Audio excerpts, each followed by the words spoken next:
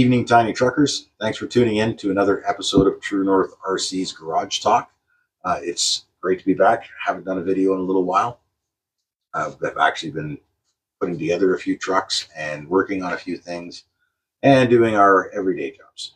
But here we are tonight, and we're going to talk about one of the builds I've been working on, the Tamiya BBX that we picked up at 110 Hobbies up in Pembroke. Thank you, Paul. It is an awesome little buggy. My last Tamiya buggy was a Fast Attack, a lot of fun to drive. This is a completely different beast than the Tamiya buggies that I have looked at previously. A lot of upgrades on this chassis. One of the things I'll mention right away are the shocks. The typical Tamiya shocks, there's not much to them. I mean, anybody that's had a Tamiya buggy has seen these things, and it's just basically a spring that's kind of squished in there. These are oil-filled shocks. These are beautiful shocks. You have to build yourself. They don't come complete in the kit. You have to build these out of the parts they give you. It does come complete with all of the seals, all of the C-clips, every part you need to build the shock.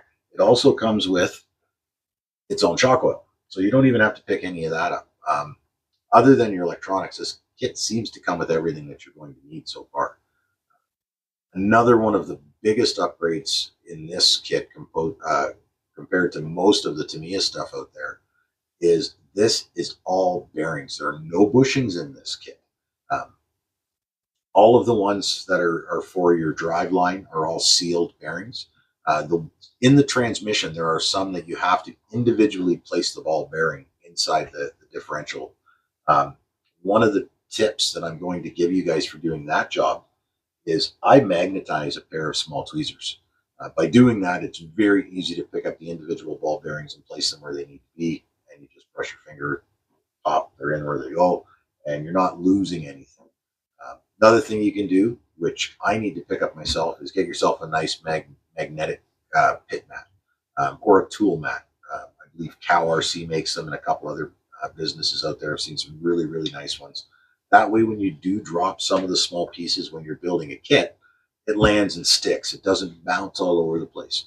What I do myself is I clean my floor. I vacuum, I sweep, so that way if I do drop something, I can find it very, very easily.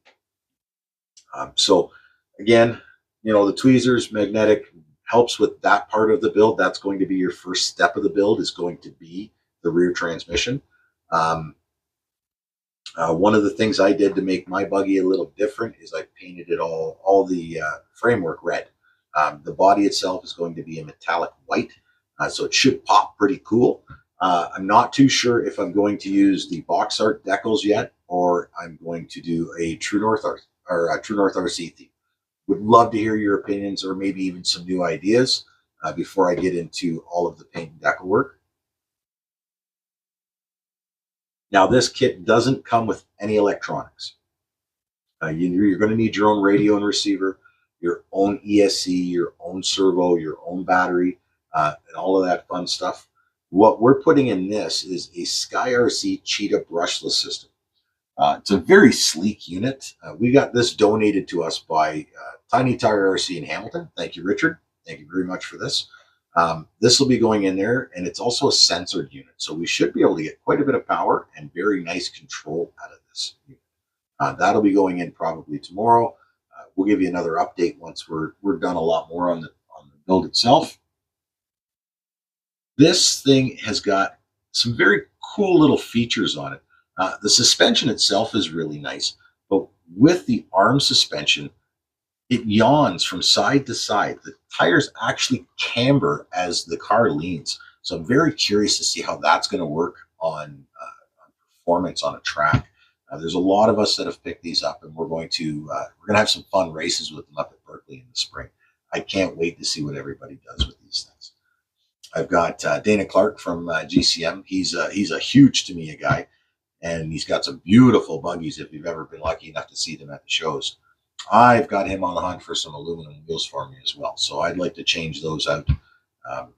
It's got a lot of room for a large size battery. Haven't got into that yet, or the battery mounting system. That's next on the list. One of the things I will touch base with, though, is the steering servo. I tried to put in a regular size servo, and it's too tall. So when you buy this kit, If you don't have a low profile servo at home, pick one up at the hobby shop where you grab the buggy from, and then that'll make sure that you have what you need to put this together on it. I'm probably going to head up tomorrow and pick up my paint from Paris Junction Hobbies, and I'm going to have some fun detailing the body and finishing this build. It's going to take me a little bit more time, and then once we get it all hooked up and we get it running, I will do another video and show you some running video of it outside as well, if there's no snow. Yeah, so I hope you guys enjoyed the information tonight on the BBX.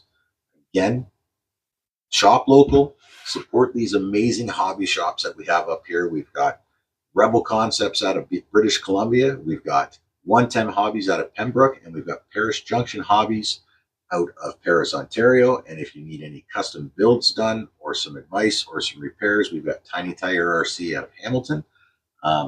Hopefully, what we're going to be doing next is Adam's going to be coming back, Bigfoot RC, and he's going to be joining us for a video. We're going to talk about some of the winter builds we're working on, and hopefully that'll intrigue some of your ideas, and you guys can share yours with us. All right? You guys have a good night. Keep the rubber side down. We'll talk to you soon.